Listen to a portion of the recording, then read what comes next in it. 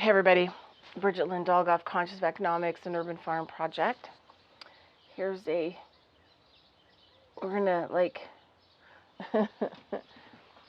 stay in one spot, and we're gonna look at my little yard patio. This is actually my living room outside because I don't really have any room in the house, because most of the house doesn't have electricity or anything like that, so I don't really use the rooms. Might have a few things like stored in them, but I sleep in the living room on the floor. And there isn't a lot of room to have furniture in there, so, and I don't mind. In the wintertime, this couch, it doesn't get any weather on it, so I can always, even in a snowstorm, I can bundle up and come out and sit on the couch and watch the weather.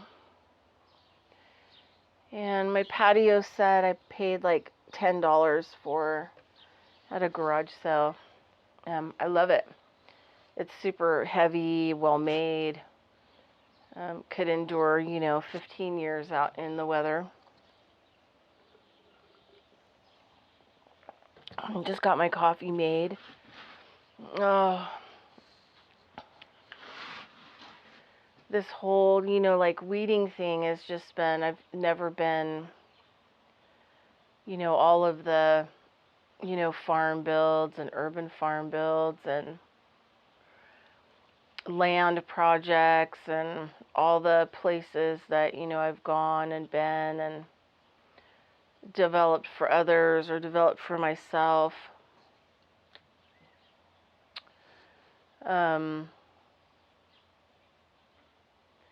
I've never had, weeds like I have. And, it's just been bringing up just a lot of core issues because, pulling weeds, I have to use my core. And so it's been bringing up anger and just a lot of other stuff. But a lot of things there's like this point that I call the before and the after. And the before, I was really awake. I was in practice. And not that I had more of a will. I think I just could easily power through kind of in a more a harder kind of fashion. And I think that's, how people live their life. I'm watching like all these people, some days like, online, they're like buffed and they're this and they're that. And then you have other people that are hardcore salesmen and cryptocurrencies and money. And I just think like, I think that's just like the common way that we, live our life kind of in this, reptilian state about me, about all this different things. And we're like so far trapped into that left hemisphere that, it's like squirrel. It's really hard to like stay focused, with one thing. But then there's like this whole other kind of reality. So I was pretty hardcore, like I could power through anything. I'm even powered through brain cancer. Cured my own brain cancer. Just, everything. And, like I had a life, I miss a lot of aspects of that life, like rock climbing. I really miss backpacking and rock climbing and kayaking, and I really miss like running and spending a lot of my time, in nature. Like I just wouldn't run. Like I ran like on trails and stuff. So those things I really miss. And when you have a situation like I have with weeds and stuff like that, and you're growing food and all this other stuff, you just don't really have the time to participate in that kind of stuff. And so those are kind of some of the things that I've been thinking about lately. Do I pack up and find an easier life than this, or then there's parts of me that are like, well, you have to stay with it to the end, because to see what's going to come of it and what's going to happen. But there's also this reality, that is lethargic and slow. This is a very lethargic and very slow reality. And by the time you start to develop as a human being, it's over. So I know now why, there were a lot of amazing, very conscious human beings who became super enlightened, but it's because they didn't sleep. They moved past the requirement from sleeping so that they could, basically get all of their meditation and their spiritual development done during the night. And then during the day, they did all of the physical world stuff that was required and needed to happen, and study and whatever else. Because, they realized that there wasn't enough time to be in the world but not of it, and then the development of the not of it. And so I understand that now more from a practical place. So we want to talk about that's the before, the lethargic world, staying with things, patience. Things take a lot of time in this world. The creation needs you to stay focused to become a creator. And I think that's probably usable. But I mean, why as human beings, why are we so lagging? That it takes us so long, and maybe even, controversial type thing, lifetimes to develop into something, usable.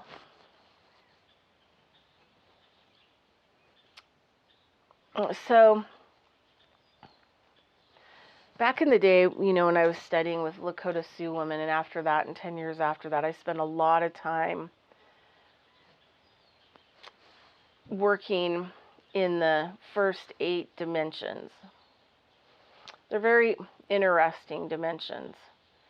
And they're the dimensions that we actually have our tools in. We have tools in each dimension.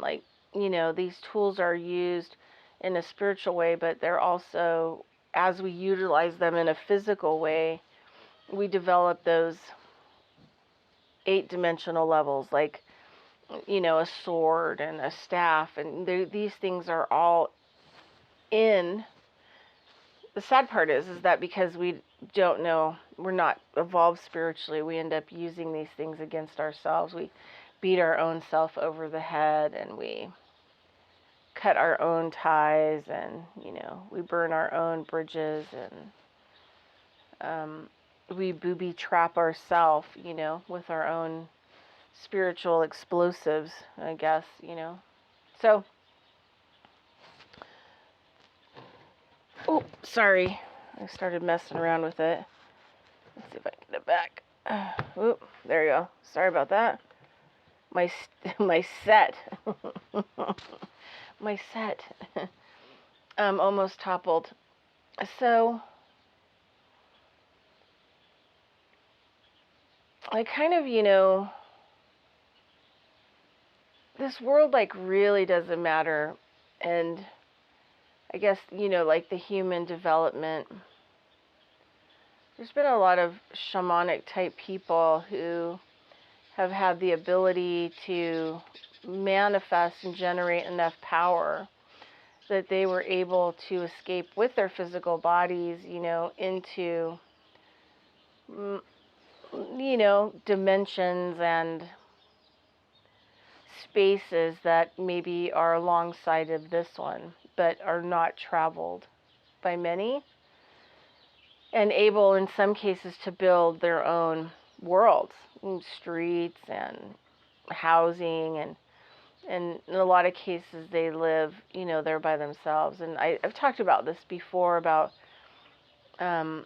personalities like the Tenant and that Carlo Castaneda talked about, and also Lynn Andrews and Twin Dreams, these people that were able to develop in such a way. But you cannot live in the world and be able to accomplish those things,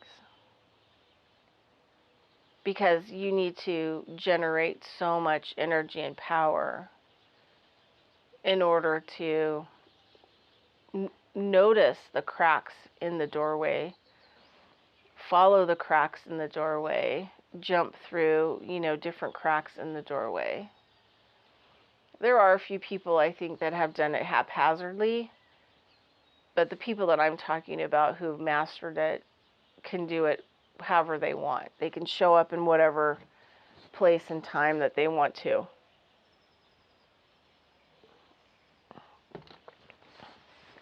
It's kind of been like one of my main goals of this reality, is to be able to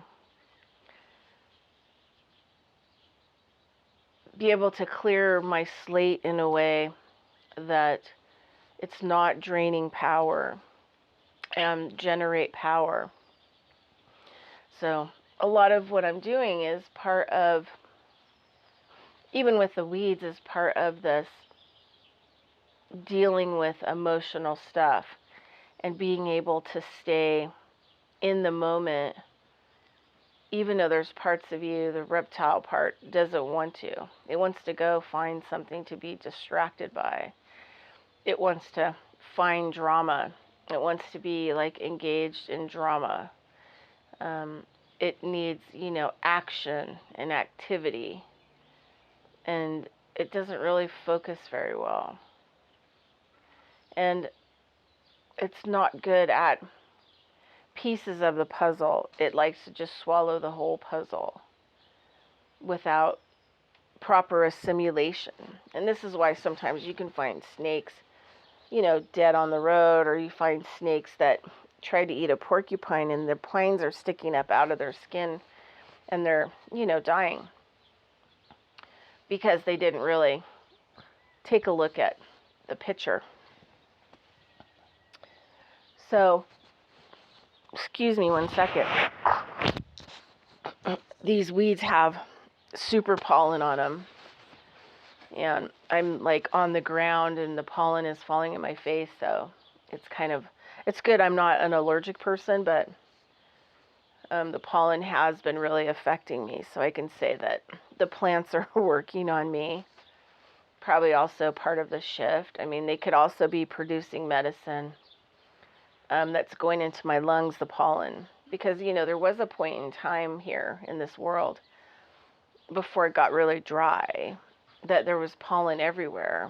And that's what breatharian means, is to breathe in all the pollen.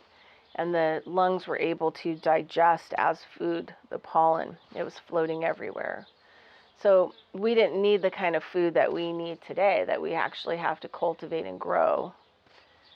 Before, most of our probably nutrient would have come from pollen. We could have walked anywhere, could have gone anywhere, and breathed it in. So even though it's kind of, the pollen is a little bit harsh on me, I feel like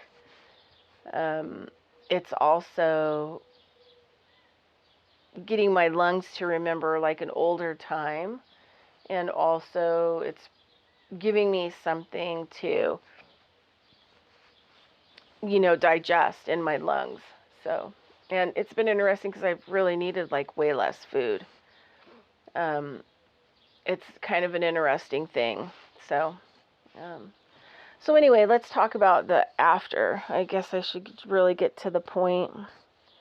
It's kind of been thinking about it for like weeks and trying to figure out how to like explain it. But there was a period in time where my life, and mind you, Lakota Sioux medicine woman that I studied with when I was 23 always like told me, to stay away from things that would cause crutches, cause me to not be able to develop the power that I needed at will to be able to travel other dimensions and worlds.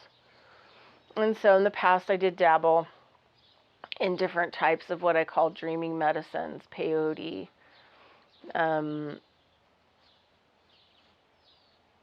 you know, there's a lot of them out there. There's a huge list of them. So the last one that I did was a lantern ceremony, which takes the DMT from a tree, and I do really well with trees. So,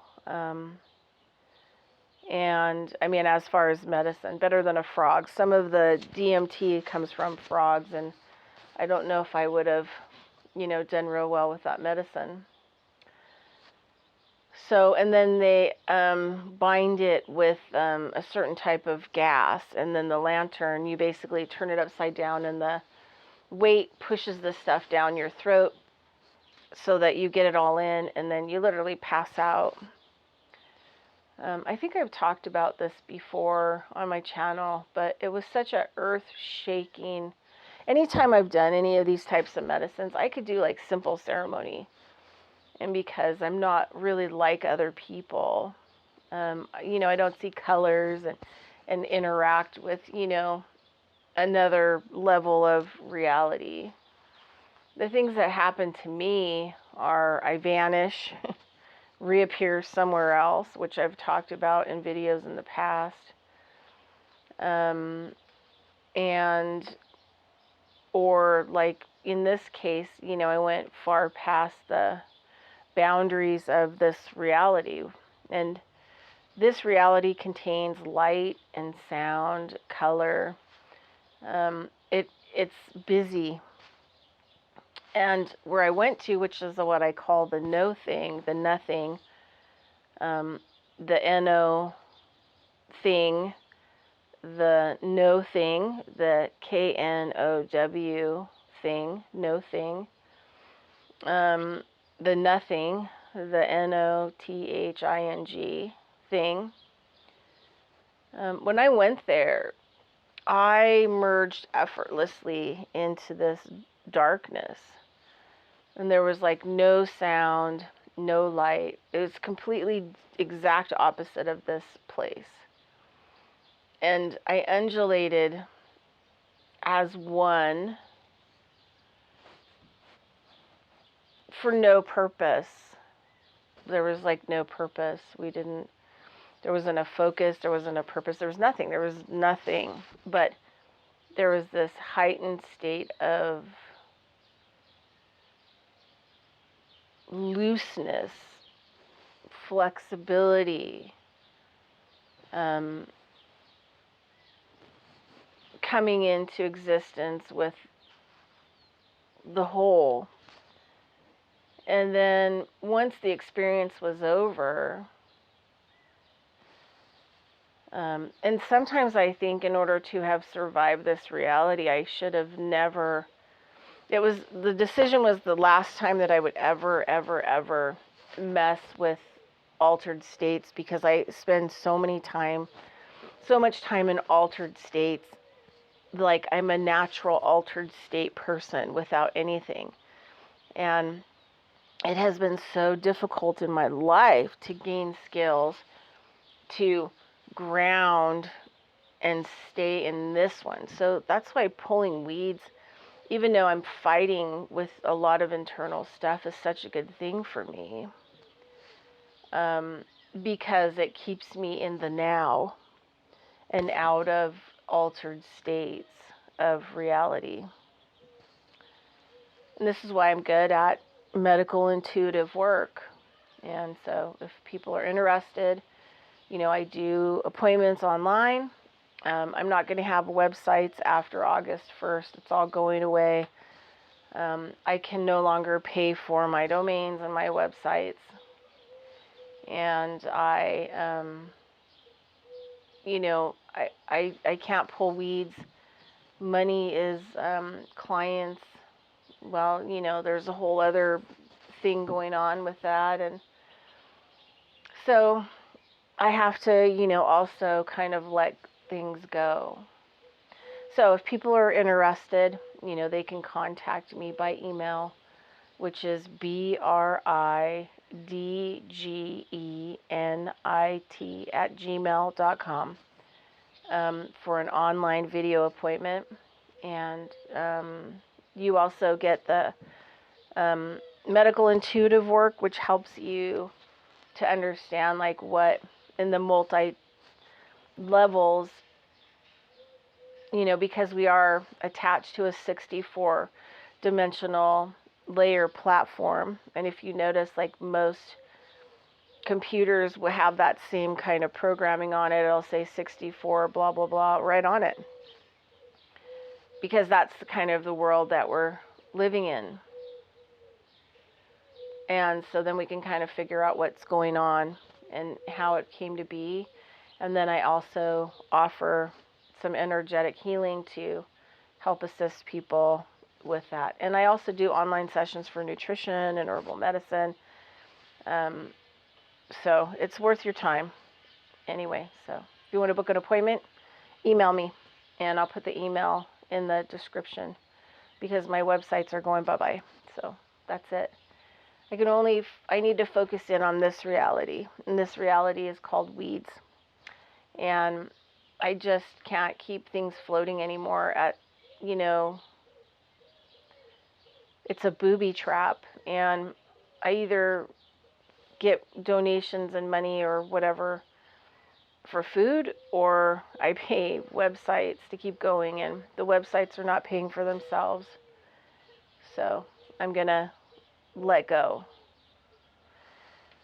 Anyway, so back to the no thing. When I came back across that line into the everything, I did everything I could to like try to stop it. And by the time I started looking at the ceiling and I knew that I was back in the everything reality, I was just destroyed and I was crushed. And there were a lot of things that came back with me. Truths about this reality and how false it is, and how much like we are focused in on clothes and makeup and religions and certain types of education, and realizing like all of it was fake, because it never led you back to the no thing. And we could say that the no thing is God, right? So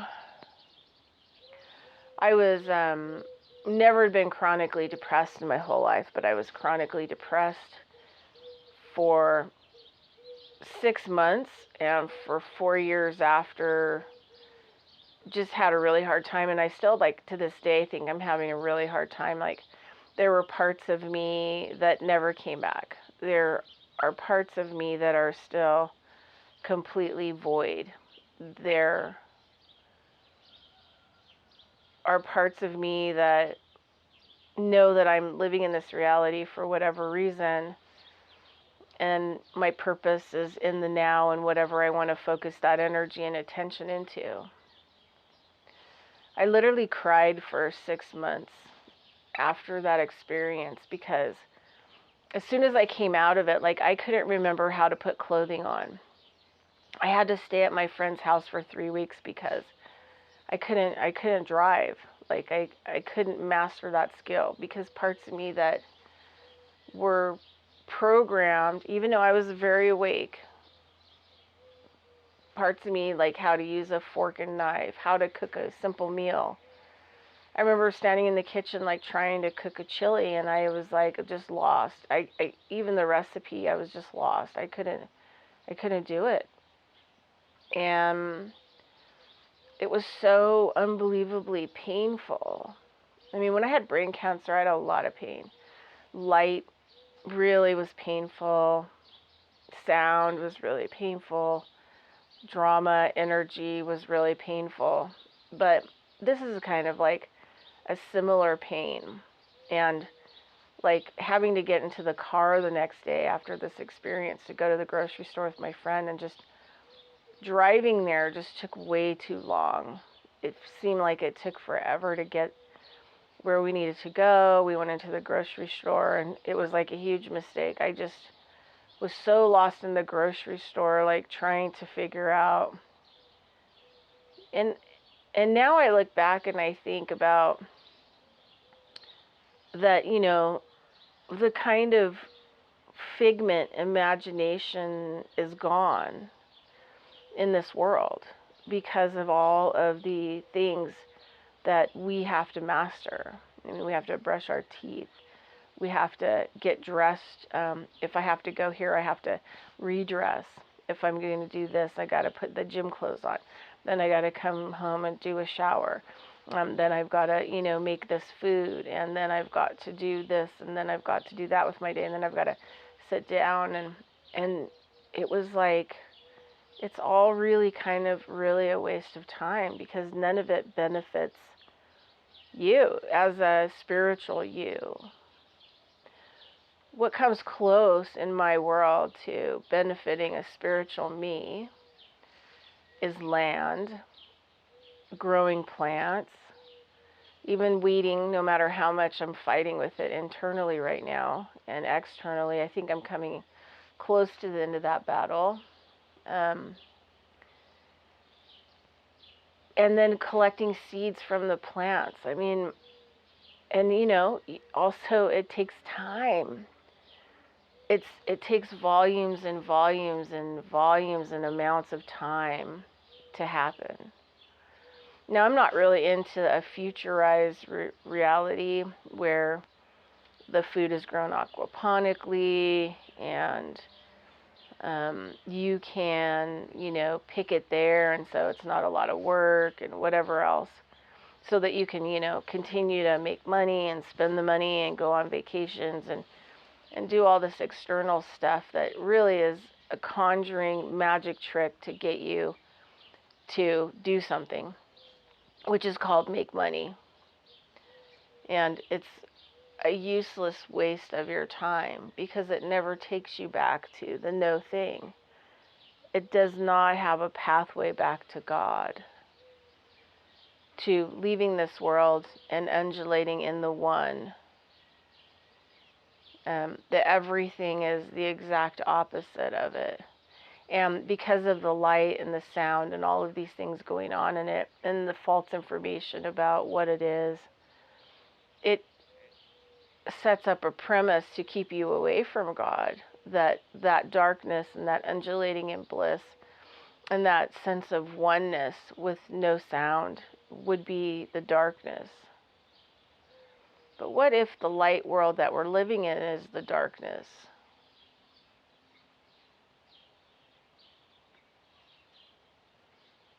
Right? Because it keeps us away from being one. It keeps us even from being a unified being. And it keeps us away from the discovery, that's within us, that we can return to. We could even, spend an hour with if we wanted to, if we so were trained to undulate in bliss for an hour. But I'll tell you what, you do it, you get that far, and this world is such a dreaded, awful place. I remember having to, go to the grocery store during that 6-month period where I was chronically depressed, and all I did was cry. Because really it was hopeless, and there's like no way out. And really, do the politics, really matter? Trust the plan. Oh, we're going to change this world. Oh, we're going to make things better. There's going to be a new currency, and there's going to be the QFS and all this other stuff. And for me, it's like more of a con job, because it still is not linking you up to the no thing, the God. And so we keep working towards nothing, really, is kind of like how I see it and how I view it. So that's just kind of my talk. A lot of the things that I've experienced in my life, these heightened, that's why I stay away from a lot of the dreamy medications and a lot of heavy ceremonial stuff. I mean, in the future, I'm going to be teaching. I want to do, before the year is over, I want to do some women's fire ceremonies, so to help women develop skills to be able to move forward, spiritually, because it's really important for us to find a point where we can clear the past, because none of it matters.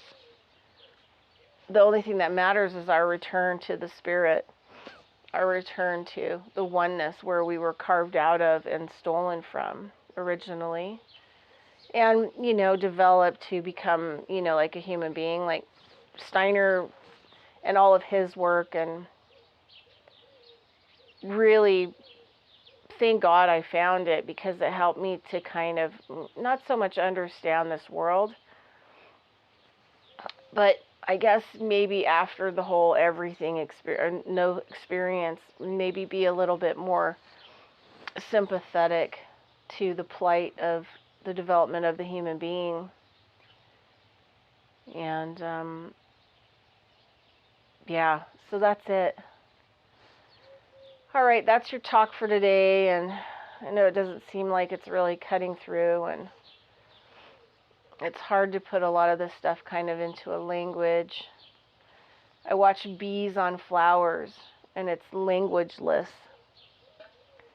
They have a communication with the flower that doesn't need words.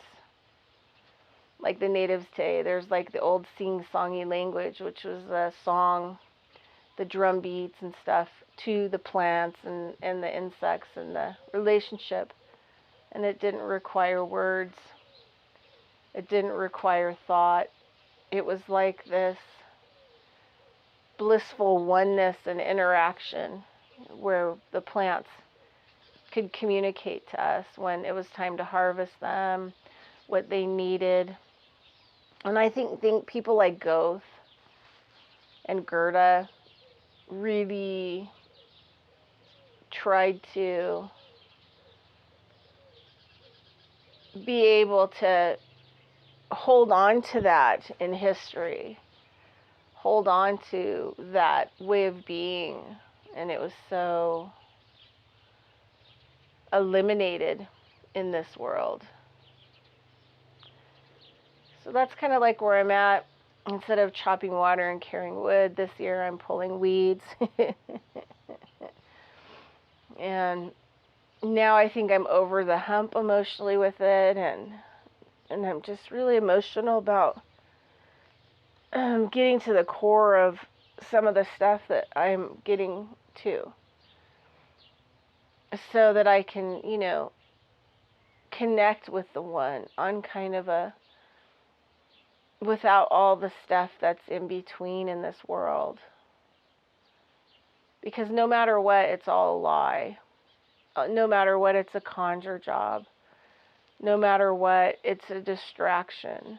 No matter what, it doesn't matter.